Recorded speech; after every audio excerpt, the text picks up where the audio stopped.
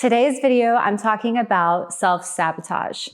Hi, I'm Casey Lepper. I help you overcome anything that gets in the way of creating the life you want. I have a perspective of mental, spiritual, physical, and soulful wellness to help you overcome any form of limitation. So self-sabotage refers to any thought pattern or behavior that really prevents you from getting where you want to go. So you have an idea about what your dream is, and then self-sabotage comes in as anything that stops you from getting to that place.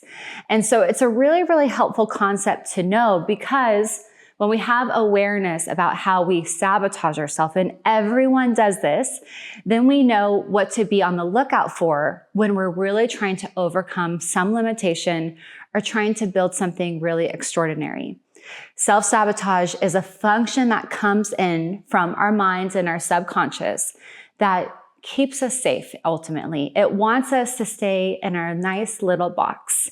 But if you're watching this, you are interested in going beyond that box, which means having to have helpful strategies to overcome anything that's going to get in the way. So overall, self-sabotage is any thought, any belief system, or patterns of behaviors that stops you from moving forward and progressing on your path to create your dream life.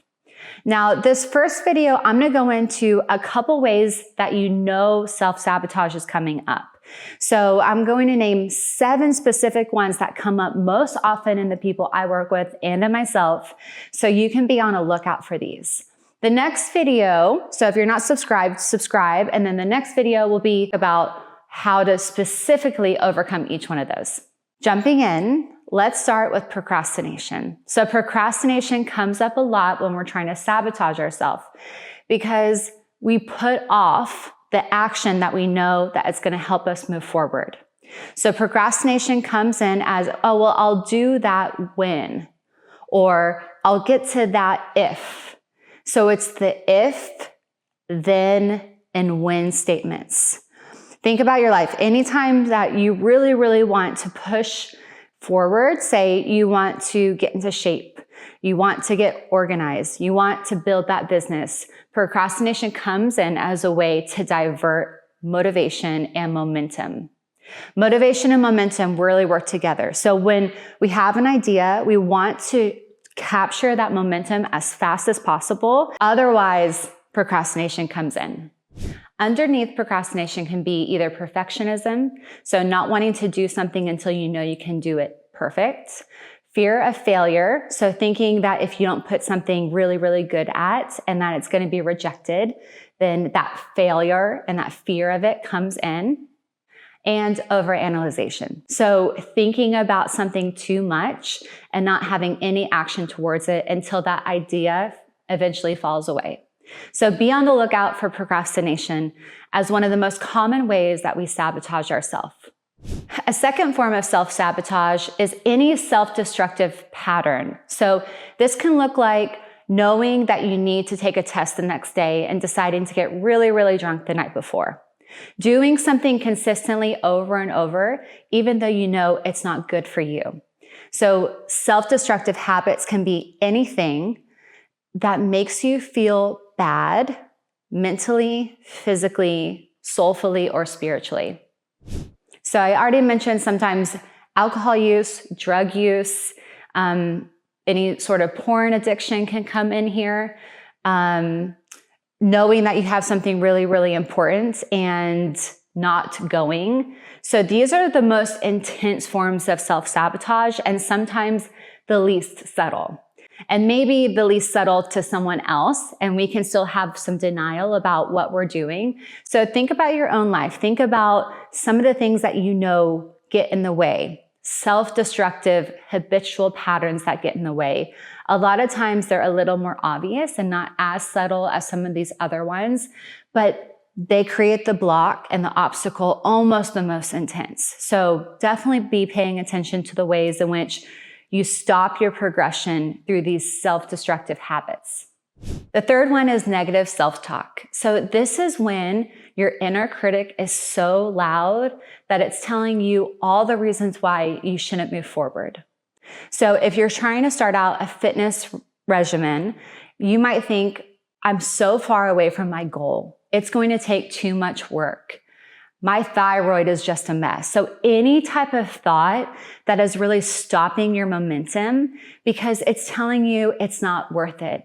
And that fear of failure, that fear of disappointment, that thought that the effort you put into anything that you're trying to do will not pay off, that is the source of negative self-talk. So whenever we're trying to build something really extraordinary, the inner critic is going to use very similar narratives, and it's already been done, or it's too hard, it's too late, I'm not worth it. And so if you're experiencing some negative self-talk, self-worth, meditation, and self-love is going to be the thing you really want to focus on. Okay, number 4 is avoiding opportunities. We can have an opportunity present itself right in front of our face, and we just avoid it. And the reason that we have this one come up is because we have a deep fear of failure. So we don't want to participate in anything that we think we're not going to be good at, that we might get embarrassed with, or that we're opening ourselves up to criticism or judgment. And so we avoid opportunities. I'm a big believer that the universe gives us so many doors to open, and we get to choose which ones we open. And sometimes there's one right in front of our face over and over, and we just say we don't care, or we avoid it, or we just look the other way. And it's going to come up over and over, this opportunity, until you're so in denial, you're so blocked from it that eventually you're not going to see it anymore. And this is when apathy, pessimism, or kind of just a sense of inertia comes in.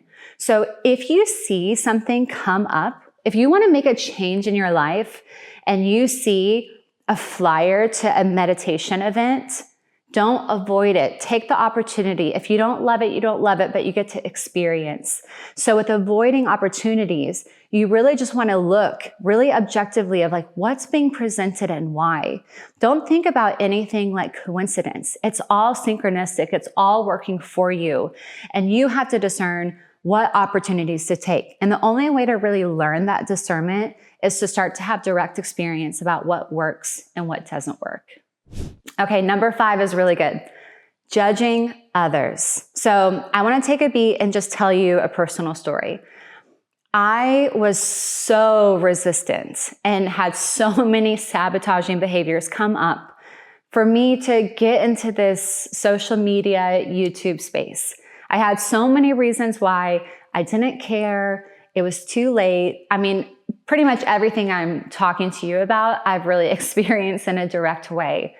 And one sneaky way was judgment of others. So there was this one influencer who I knew personally. And so I didn't really see her in that, superior status of an influencer. And every time I scrolled through my Instagram, I found myself annoyed at what she was posting.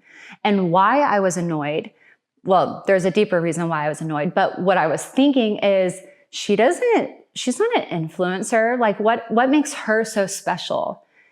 And that gives you some insight about what I thought someone needed in order to do this work. And I think the beautiful thing about social media and YouTube and all of these platforms is people can just show up authentically in the thing that they want to talk about and maybe inspire another person.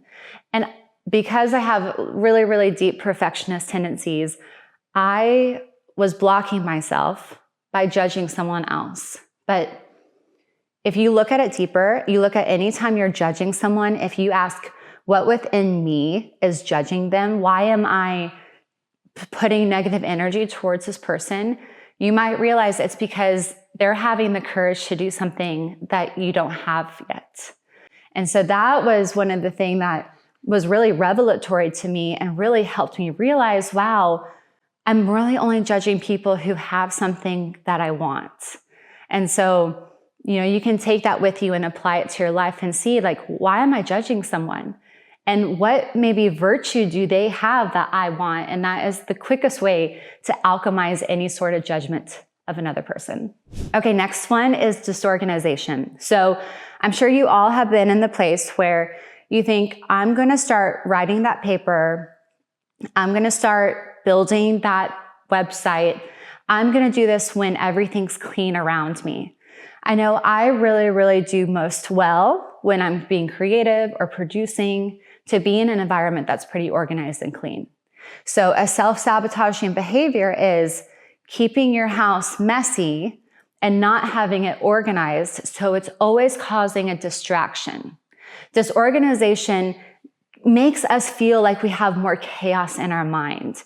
And so if this comes up for you as a way that self-sabotages you, so I can't do anything until everything's clean, then keep things cleaner. Make sure that you're really prioritizing organization. It's not only going to do something really great for your mind and for your soul to have flow in your external environment, but also for your mental. It's so good to have a clean space around you. And so if you keep your house orderly, your desk orderly, your inbox orderly, it's going to allow you to go straight into the action of building something towards your dream. The last one is perfectionism. So perfectionism does pop up in some of the others because it's the source of a fear. It's the fear of being rejected, of being a disappointment, of failure that comes up. And so it can really add and attach to any of the other ones. And so perfectionism is one of those things that stops us from progressing because we think we can't do something that we're not perfect at immediately. And so how many things do you do perfectly the first time? I was working with someone and they told me that my expectation of myself is that I'm going to start doing the high jump and that the first time I jump, I'm going to get the highest possible jump the first time. And when she told me this, I had to laugh because that is truly my expectation of myself for everything, which is why I put off YouTube and social media and so many other endeavors that I really wanted to go into because I didn't think I had what it took to do it perfectly the first time. And so with this, you have to measure your progress instead of having this ideal perfection.